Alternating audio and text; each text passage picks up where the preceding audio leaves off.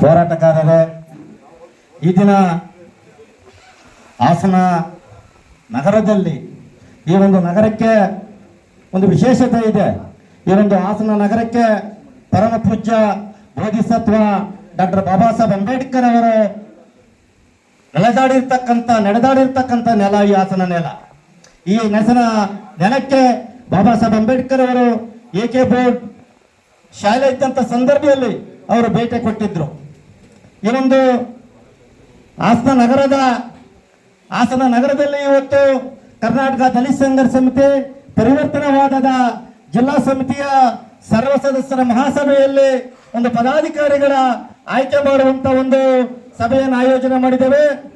ಈ ಒಂದು ಸಭೆಯಲ್ಲಿ ಈ ಸಭೆಗೆ ಆಗಮಿಸಿರ್ತಕ್ಕಂಥ ಹಿರಿಯ ಹೋರಾಟಗಾರರಾಗಿರ್ತಕ್ಕಂಥ ಈರಪ್ಪನವರೇ, ಮತ್ತೊಬ್ಬರಾಗಿರ್ತಕ್ಕಂಥ ಶಂಕರಣ್ಣವರೇ, ತಟ್ಟೇಗೇರಿ ಮಂಜಣ್ಣನವರೇ, ಸಂದೇಶಣ್ಣನವರೇ, RPI ಸತೀಶ್ರವರೇ, ವಿಜಯ್ ಕುಮಾರ್ ಅವರೇ, JBM ರಾಜೇಶ್ವರವರೇ, ಗೋವಿಂದಣ್ಣನವರೇ, ಜಗಣ್ಣನವರೇ, ದಿನೇಶ್ವರವರೇ ಹಾಗೂ ಪ್ರಾಂಶುಪಾಲರು, ನಮ್ಮೆಲ್ಲರ ನಾಯಕರಾಗಿರ್ತಕ್ಕಂಥ ವೀರೇಶ್ ಈರಳ್ಳಿ ಅವರೇ, ಇವರೆಲ್ಲರೂ ಸಹ ಇಷ್ಟೊತ್ತು ಈ ಪದಗ್ರಹಣ ಮಾಡುವಂತ ಪದಾಧಿಕಾರಿಗಳಿಗೆ ಬಹಳ ಸೂಕ್ಷ್ಮವಾಗಿರ್ತಕ್ಕಂಥ ವಿಚಾರಗಳನ್ನು ಹೇಳಿದ್ದಾರೆ.